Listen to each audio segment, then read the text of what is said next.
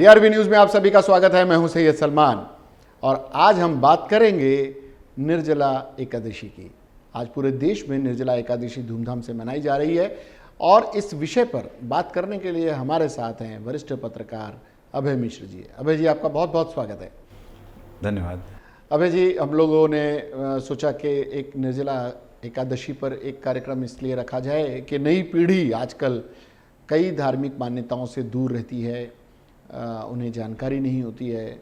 Net पर जो चीज़ें उपलब्ध हैं, आप समझ सकते हैं कि क्या होता है। नेट से आधी चीज़ें मिलती हैं, आधी चीज़ें नहीं मिलती हैं, कई चीज़ें उसमें जोड़ी गई होती हैं। तो एक वरिष्ठ पत्रकार के साथ इस विषय पर चर्चा करना और जिसको धर्म कर्म के बारे में अच्छी खासी जानकारी हो और सरल भाषा में हमारे दर्शकों को समझाया जा सके, तो हम जानना चाहेंगे कि ये निर्जला एकादशी होती क्या है और ये कब मनाई जाती है। सबसे पहले तो आज के दिन का संयोग इतना अच्छा है कि आज अंतर्राष्ट्रीय योग दिवस है, आज वेद माता गायत्री की जयंती है और आज ही निर्जला एकादशी भी है। ये संयोग बहुत अच्छा है।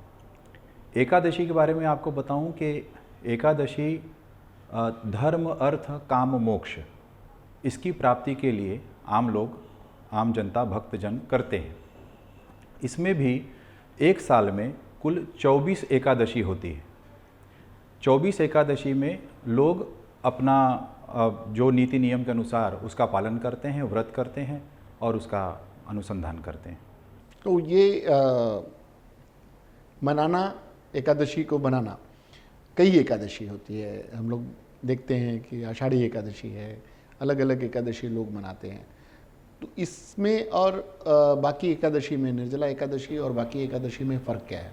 जी, इसमें ऐसा है कि एक कथा है। महाभारत काल के दौरान व्यास ऋषि जो थे उनसे पांडव गए दर्शन करने और उन्होंने पूछा कि हमें धर्म अर्थ काम मोक्ष की प्राप्ति के लिए कोई साधन बताइए। तो व्यास ऋषि जी ने कहा कि आप एकादशी का व्रत करिए। तो एकादशी का व्रत करने के लिए सब तैयार हो गए, लेकिन जो भीमसेन थे उन्हें तो बिना खाए वो रह नहीं सकते थे। तो उन्होंने व्यास ऋषि जी के जाके चरण पकड़ लिए कि मैं तो बिना खाए नहीं रह सकता।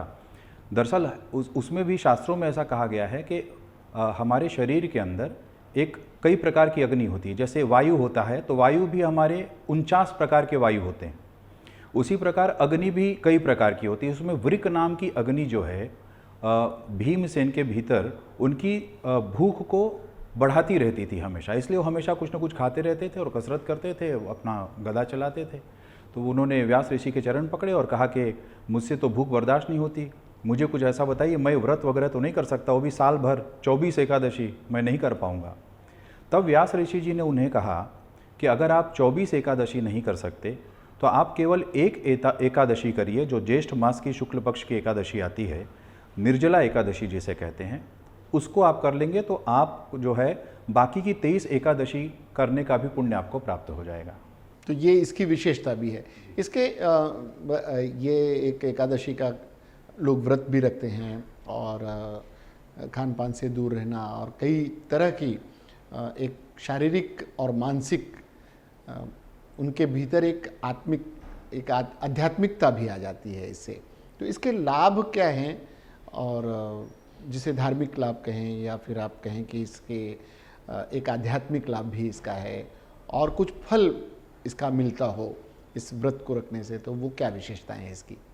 देखिए, एकादशी में तो भगवान विष्णु की आराधना की जाती है और भगवान विष्णु को सृष्टि का पालक माना जाता है।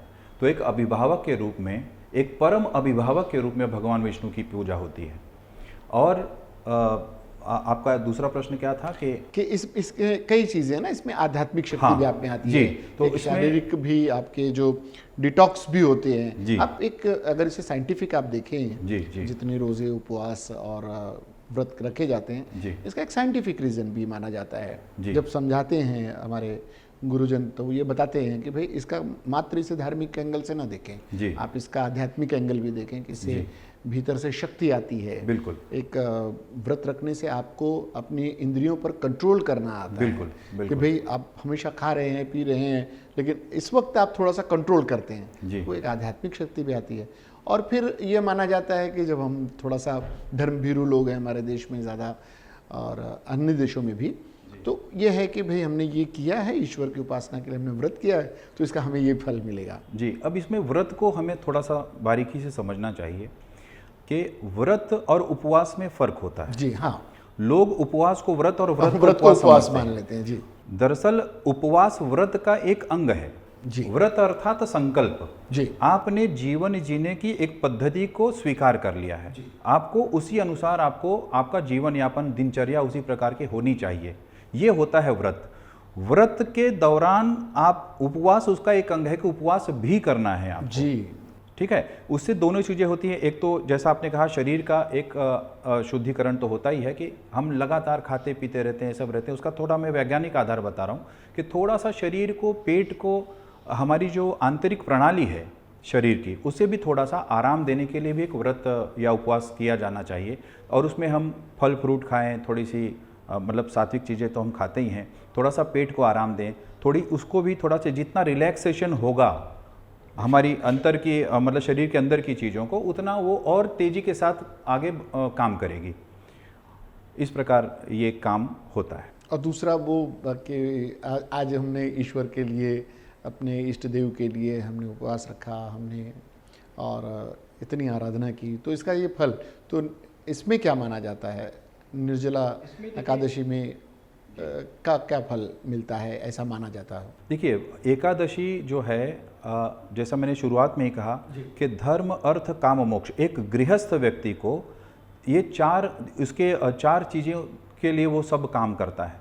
धर्म सबसे पहली कड़ी है। धर्म मतलब धर्म से जुड़ी चीज़ें, यानी धर्म के साथ जुड़ी चीज़ें आपको करनी है।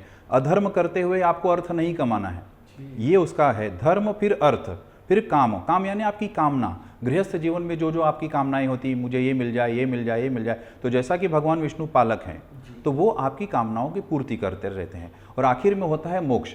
मोक्ष जो है ईश्वर देते हैं, वैकुंठ धाम वो अपने धाम पर बुलाते हैं और अपने भक्तों का कल्याण करते हैं।